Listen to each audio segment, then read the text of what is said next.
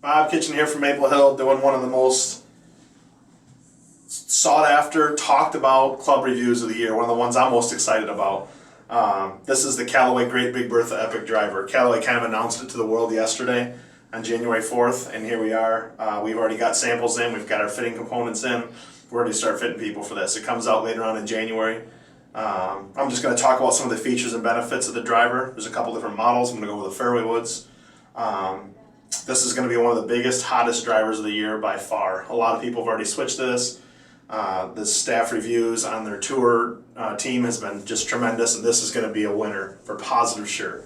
So I'm going to start with the normal Great Big Bertha Epic driver. There's the normal version and the Sub-Zero.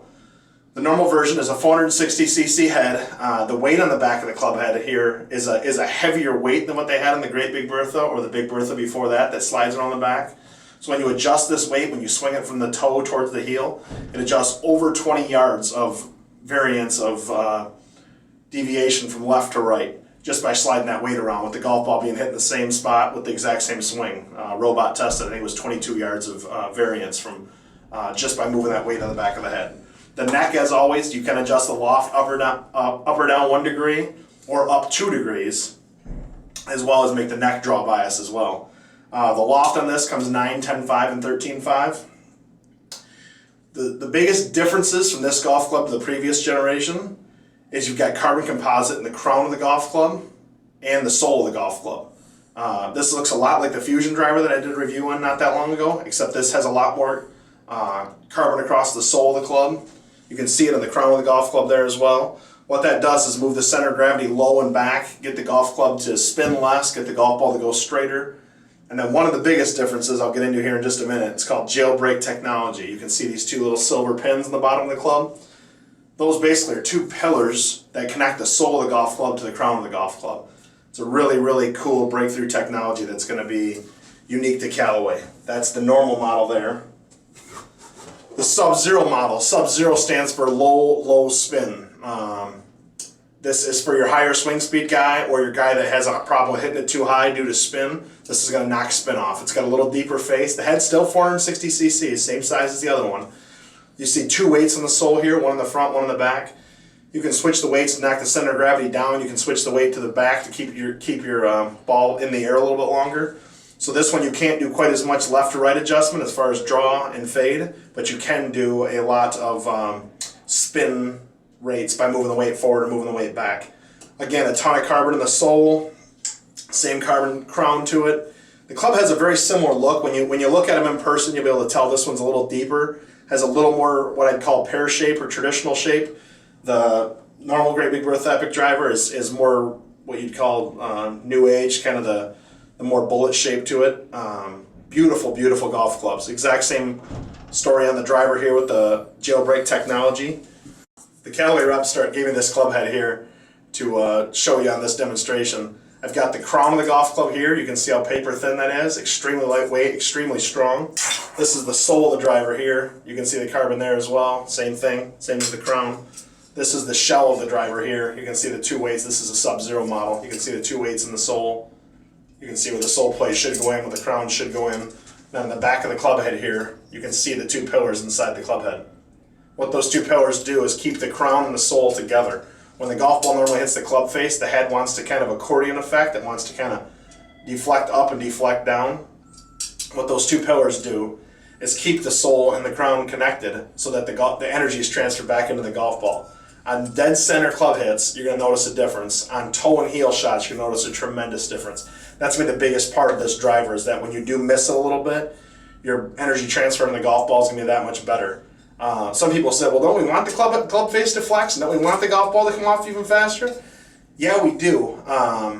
You want the club face to flex for as short a period of time as possible, and you want it to be as, I guess I'll use the word violent as possible. You want it to be as quick and get the golf ball back off the face.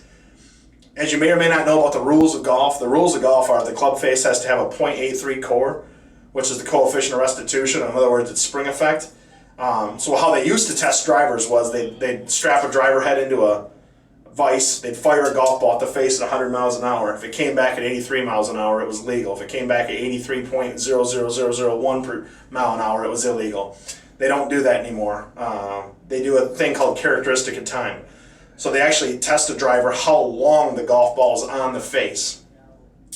This driver actually fails the old core measurement. This driver would not be legal if we were still using the .83 core, which is what most drivers were built around, was the .83 core. This driver does just barely pass the CT measurement for coefficient or characteristic of time. So the driver is legal. Both models are legal. It's already been passed. The guys on tour are already using it. The yardage gain has been tremendous. They said that Fear gained the least amount of yards at 17 yards. I know Rory's playing it for free. It's going to be huge, and it's a revolutionary technology that no one's ever had before. There's a fairway wood that matches both model drivers too.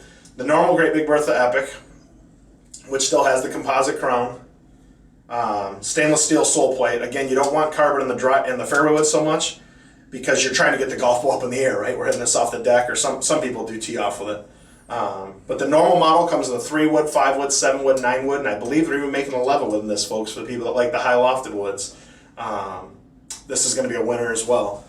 Then there is the last but not least, the Epic Sub-Zero fairway wood. This only comes in 2 lofts on the 3 wood and then a 4/5 wood loft. A little smaller profile than the normal Great Big Bertha Epic fairway wood. This is the Sub-Zero model. A little shallower from front to back, slightly deeper club face, designed for the higher swing speed guy. We're going to sell a lot of these to college players and high school players that really move the ball. This is going to have a little bit more penetrating ball flight, and this is an absolute cannon off the deck.